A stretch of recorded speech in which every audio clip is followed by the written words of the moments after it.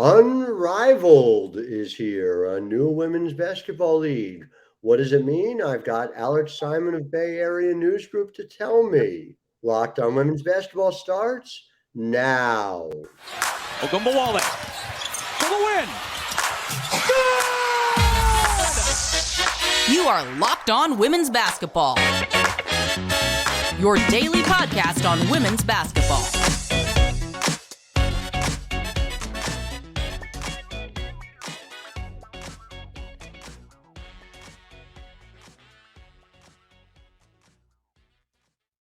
Happy Thursday and welcome to Locked On Women's Basketball. I'm your host, Howard Megdal, thanking you for making us your first listen every day. We keep on breaking records, over 100,000 listeners again in June. You guys keep showing up for us because we keep showing up for you 6 days a week.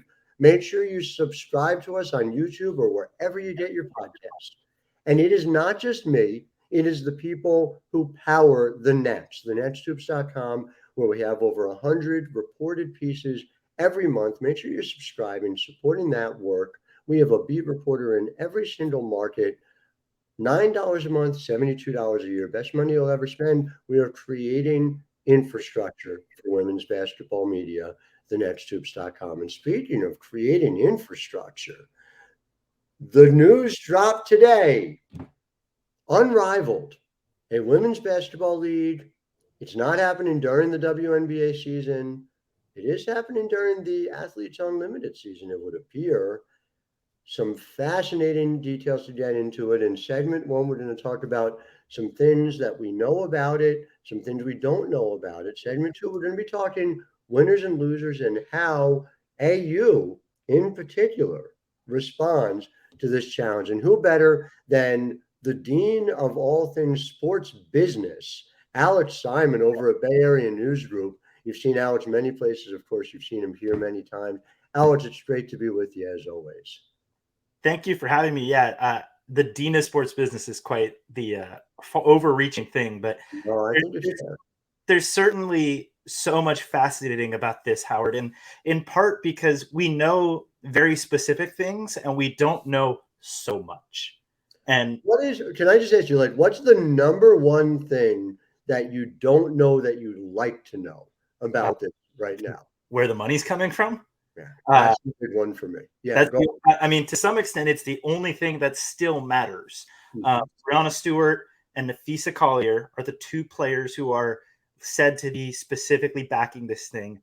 Collier's partner, Alex Megdal, is also supposed to be deeply involved. Stewart, in talking to ESPN's Ramona Shelburne, who broke the news on this and has a full story with quotes from Stewart, with quotes from Collier, also quotes from Chelsea Gray, who is at least expressed publicly to Shelburne interest in this. Make sure if you haven't seen the news to go check out what Ramona did. It's very interesting. But the quotes within there kind of make you get the sense that they don't have any cash behind them at this moment.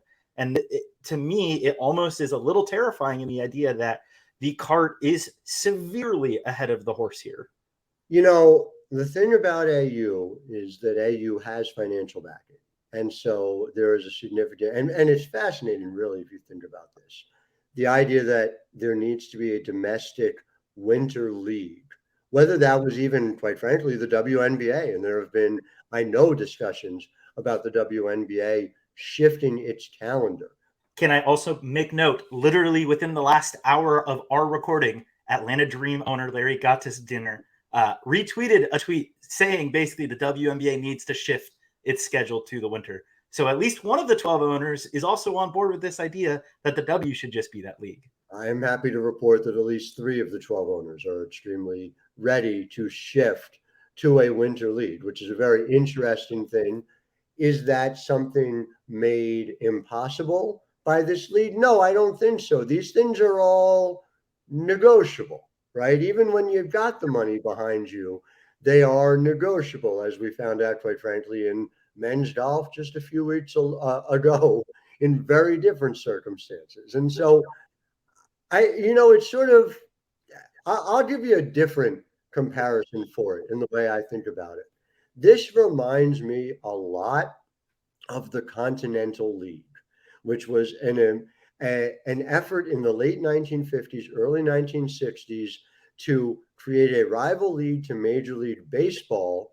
Branch Rickey's idea, if I'm not mistaken. Correct. That's right. One of many by Branch Rickey. Branch Rickey had 5 teams in New York, Minneapolis, St. Paul, Houston, and a couple others. The idea being that we're going to create infrastructure where there needs to be some. And that is to say, New York specifically needed a second team. The Yankees alone were not going to cut it.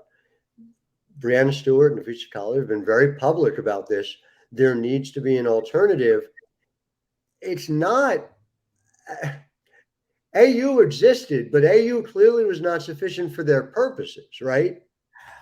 And it does seem, I mean, when we've seen what AU does, they are not going in the exact type of way. And this would be too. We'll explain kind of what more Unrivaled says they're going to do. Right.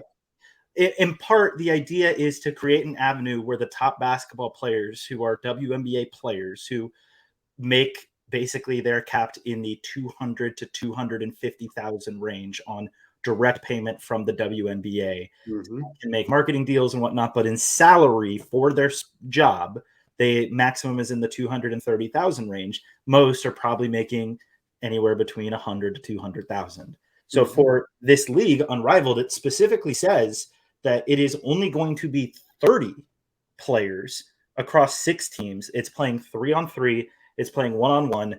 Games are going to be on a soundstage in Miami. Stewart's even quoted in here talking about how like it can be on an all digital court. We'll have queen of the court. Like it kind of seems like a professional pickup in this way. And look, on the men's side, Big 3 does exist. There's clearly a market for 3-on-3, not just internationally, where we've seen 3-on-3 thrive as a Olympic level sport and as an alternative form of basketball for people to enjoy, but even domestically, Big 3 has been able to have this kind of rotating tour every summer and at least create an avenue where people come out to watch.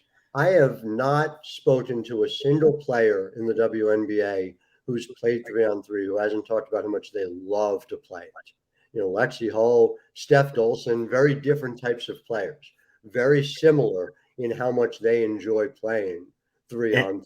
So that'll be appealing in and of itself before you get to, you know, which is not nothing, the money involved as well. I do think though, and this is the thing I keep going back to, you can kind of do the math a little bit on the number of players. 144, not 144, 136 or 138 or whatever, but like, all right, 144, right? 144 minus 30 means there's a whole lot of other people who are not part of this. What do you think of the fact that it's capped here at 30, despite the fact that there's not necessarily a financial backer in place yet? And on top of that, Stewart, in the quotes that she gives to Ramona Shelburne in this story, is saying that they are wanting to match the amount of money that players are making overseas proportional to whatever schedule they play to make it be that, look, this is the thought would be you don't need to leave the United States to play professional basketball and make the amount of money you make, which is not, you know, necessarily an easy thing to do financially. Even if you just take a base of $150,000 and apply it to 30 players, that's $4.5 million in salary alone for the 30 players before you have any other funding that you would have to get there. Again, I'll say this, it feels as if the cart is way before the horse here, just in the idea that this is an excellent idea. I would be fascinated to see how it could go, but there's flaws with the idea on top of the fact that it's very much just an idea at this point. It feels to a certain extent like the way we approach the next, instead of lining up funding, that we simply created the thing and have had people attracted to it, to come support it. And so that is appealing to me, I think, in part because I am a big fan of like build the damn thing, which is what Stewie is doing, what Fee is doing here. You know, Alex is a really interesting basketball mind, and I love that he's involved. It's going to be interesting to see what role he plays, because he's done a lot of different things in this space. But at the same time, you're right. That is a big unknown. It also, by the way, just, you know, to do the math again, AU can exist and this can exist at the same time. And you could together be looking at something that ultimately employs the vast majority of people who are employed by the WNBA and who want to play in the offseason. And I think we can kind of get more into this maybe in the next segment when we talk about winners and losers. But there is kind of a lot that you have to kind of read between the lines and kind of what's being said here that certainly makes this land a little funny to me. Let's say. Yeah, no, that's fair. And I want to get to that. And we will in segment 2. But first, Locked On Women's Basketball is brought to you by BetterHelp. If you're thinking of starting therapy, give BetterHelp a try. It's entirely online. It's designed to be convenient, flexible, and suited to your schedule. It's important to learn positive coping skills and how to set boundaries. It's something that matters in my industry and throughout all industries. It empowers you to be the best version of yourself. It isn't just for people who have experienced major trauma, although it's helpful with that too. It's just an opportunity to figure out who you are and how to be in the world. So go to betterhelp.com and fill out a brief questionnaire to get matched with a licensed therapist. You can switch therapists at any time for no additional charge. In fact, betterhelp.com/lockedonnba gives you the chance to get 10% off for your first month. Let therapy be your map with BetterHelp. Again, that's BetterHelp, HELP.com/lockedonnba.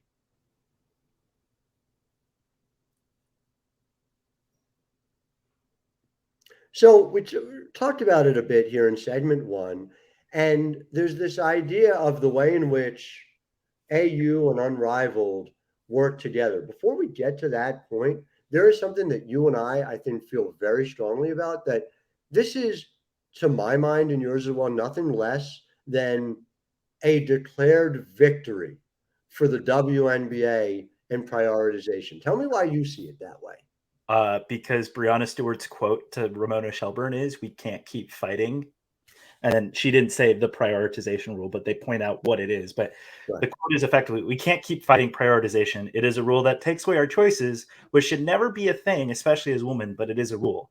I mean, that's Stewart basically saying, yeah, we have to live with prioritization. On top of that, it really, I think this encapsulates what I think a lot of people who would be on maybe a more labor focused side would be a rightful kind of finishing of, after Stewart has, Breanna's talked the talk a lot about prioritization and a lot there. I think she's going to probably end up getting some very rightful criticism that when the chances were there to walk the walk in terms of talking about how this rule is going to be terrible, people aren't going to be here. Not only did she, not follow through on some of the big things she was hinting at or warning about, she took significantly less money to go play for the Liberty than what her maximum salary amount was. And now if she's starting a league that only the top players, only 30 can join out of a 100 and something member union, whatever that number may be, even that's going to kind of choke off some people in that way and only allow a certain segment to access this level of salary. It's certainly, I would say that in the court of public opinion for a lot of people, Breanna Stewart's not going to necessarily look all that great for this idea. On top of that, Howard, we have seen time and time again spring football leagues for American football be significantly financially backed and failed, and people keep trying. But we know in women's sports, when an idea fails, if this league hits an actual game on the court come January, that will be a success. And if it doesn't, we know that people apply things irrationally on a broad scale to women's sports. This doesn't work, so none of it can work. And that's why, far be it from me to, we've both publicly said the WNBA is probably going too slow with expansion. But I do get the idea of being risk averse in that regard. And if this fails, I do think that people will apply the same nonsense.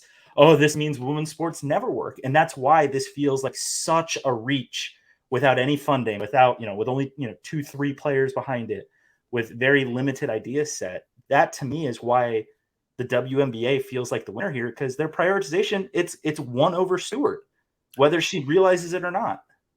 I guess I want to push back on a couple of fronts on this, though I think these are reasonable points. But I see it a little differently from Stewart's perspective, both in terms of what has changed on the ground. And what has changed on the ground the last couple of years is there's a massive increase in investment in women's sports such that it makes these things seem possible. I ran a piece at the Nine, which was a classic piece. It was a rerun of a thing I wrote in March of 2020. And so much of what I thought were ultimate goals for the W, but were stretch goals from the perspective of early March 2020, are no longer stretch goals, are now a pretty useful set of guidelines for what they can do going forward because of the change in investment, because of the fact that in Utah, it costs $2 million to get an NWSL franchise. And in the Bay Area, it costs $50 million. And that is a reflection. 53. Thank you. As reported by, I can't remember, somebody. A few places. A few places right here on this podcast. So the bottom line of this is that there's a lot more money out there. And to plant a flag, best players in the world, two of the best players in the world. I don't think you can argue that Breanna Stewart and Napheesa Collier are two of the 10 best players in the world. Well, they were 2 of the 12 on the U.S. Olympic team last time. So there it is, And so to say that, indisputably, to say, hey, this is what we're doing. This is our vision for it. Come be part of it. Well, there are going to be, if you believe, and I think you and I both believe this, both of our beliefs that the W is going too slow is not coming from, gee, they should materialize people interested in investing from thin air. It is that there are people ready to spend. Howard, the question that I get asked the most often when I'm out and about reporting and kind of talking just to folks who know my job is why isn't the W here yet in the Bay Area? And that's the number one question I get asked about my job, to be honest. And there's a lot. There's that question in Philly too. That question gets asked all over. So there's money, there's people, there's planting the flag and saying it. So I said that's very appealing to me. Number one. Number two, since the CBA was signed, Brittany Griner happened, and to me, that has changed the emotional as well as the intellectual calculations for people around the league. And I don't blame them. I don't blame them a bit. And so for me to be sitting here thinking, I know what Breanna Stewart felt from 2020. Well, 2023, I can't necessarily reconcile those two things. Yeah. There's a big thing happened in the middle. And obviously, Breanna was very vocal in trying to get BG back. But even when we're talking about prioritization last year, as BG was being held, wrongfully detained in Russia, you can see that she was talking about prioritization in many of these ways. And I think, in part, if you were the W and more players that are your top players, prioritization, for the most part, was not made for the 75th player in the league. It was made for the top 20. It was made for the USA Olympic level players. No doubt. And local. And if this is the thing that does it, the WNBA is not going to take prioritization away because of this. You're creating the avenue to meet the rule. And so prioritization was to the WNBA as allocation money is to the NWSL. And now you look at it and, there's certainly, at least within, I do wonder what this says about the WNBPA, the Players Association, in terms of, is there a potential, I guess, fractioning within there, just because you're going to have players who go to maybe this Unrivaled who are making significantly more money in their offseason than AU or other places. And you have to wonder what the messaging is going to be internally there when players are doing these things. And especially, players who are on the WNBPA board. What are you working toward in that way? Our Isabel Rodriguez has written eloquently about the WNBA's shrinking middle class. The middle class not being as big a part of the board as it ought to be is concerning. It's concerning when you think about the full measure of player experience involved here. It also, though, goes back to AU, and nothing makes people from AU more upset than when you talk about them as a chance of being like a G League for women's basketball, because they don't like that idea at all. There's enough money being put into it that they want to be at the top of the off-season women's basketball pyramid. That said, this new idea leaves open that opportunity in a significant way. If AU slots in ultimately for players 31 through 90 every single offseason, and at the same time as Unrivaled, suddenly you've solved a problem for how AU operates, how Unrivaled operates, and how the WNBA operates all at once. But is there enough money to be made being that? That's within John Patrick also ultimately has to answer, not me. On top of that, Breanna Stewart within this story kind of talks how she's been in meetings. And to me, I would think that if you met with business people who are talking to you about this league, to kind of, again, to talk about the idea without having more of the backing, especially if their goal is to start in January, that's 6 months from now. It's not that much time to kind of get this thing up and running. And there's one more thing too, Howard. Saying you want to go to Miami, look, I get it. If you're doing this from January to March, you want to be where the weather's nice. You want people to want to be there. But for a lot of the things that the players in the last CBA fought for in terms of protections, Florida as a state, by the way, just like Texas, where AU tends to play its basketball, are not necessarily the most conducive states right now to protecting women's health. No, it's a concern. It's a concern, I guess, is sort of the easiest way to put that.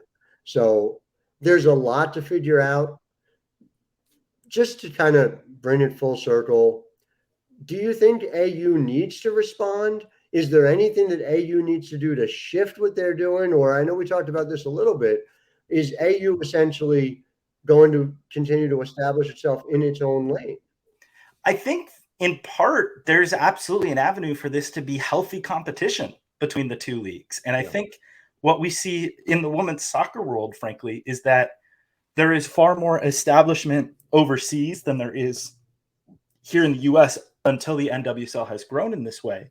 And we started to see that, the US infrastructure is getting better, but so is the investment in infrastructure in Europe with the top women's teams in the women's soccer world, that all of a sudden there is competition for top players.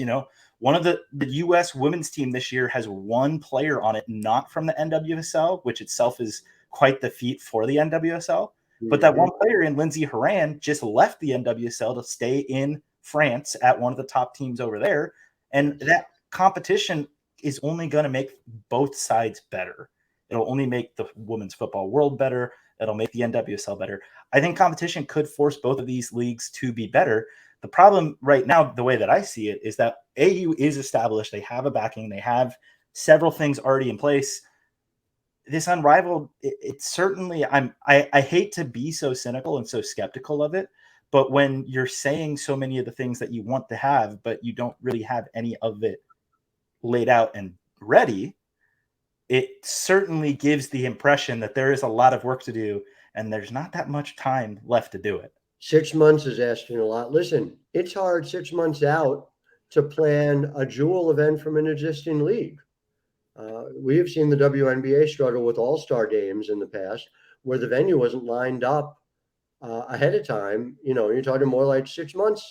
6 months was treated as not enough ultimately to have a crowd at a three-point contest. Anyway, I was going to say, not just a all-star game, our most recent all-star game, we saw this issue happen. So, and there's certainly some ideas within this that I find interesting, but if this is being played on a sound stage in Miami, again, is this just being sold for television's sake, or are we wanting a crowd there?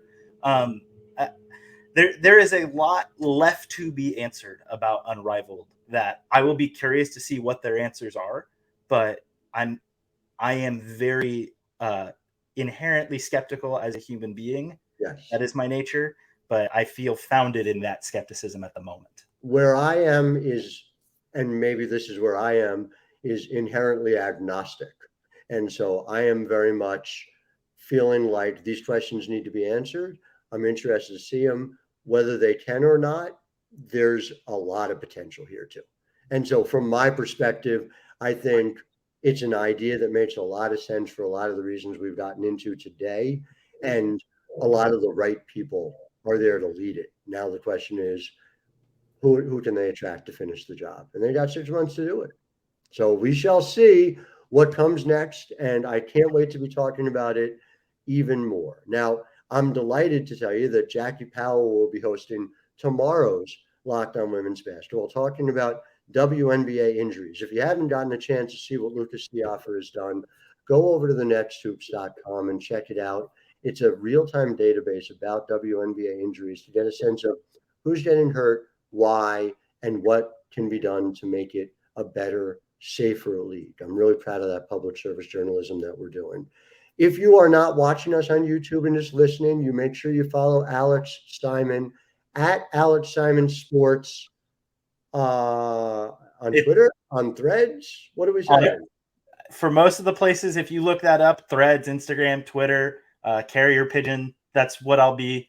Carrier Pigeon is not a new social media. It's just if you send a Carrier Pigeon and tell it Alex Simon Sports, it probably can find me. You don't know. It might have been a new social media thing while we were recording. It's very possible.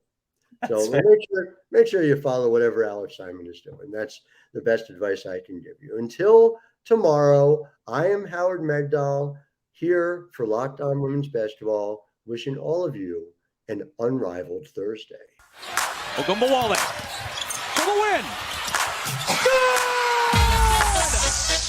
You are Locked On Women's Basketball, your daily podcast on women's basketball.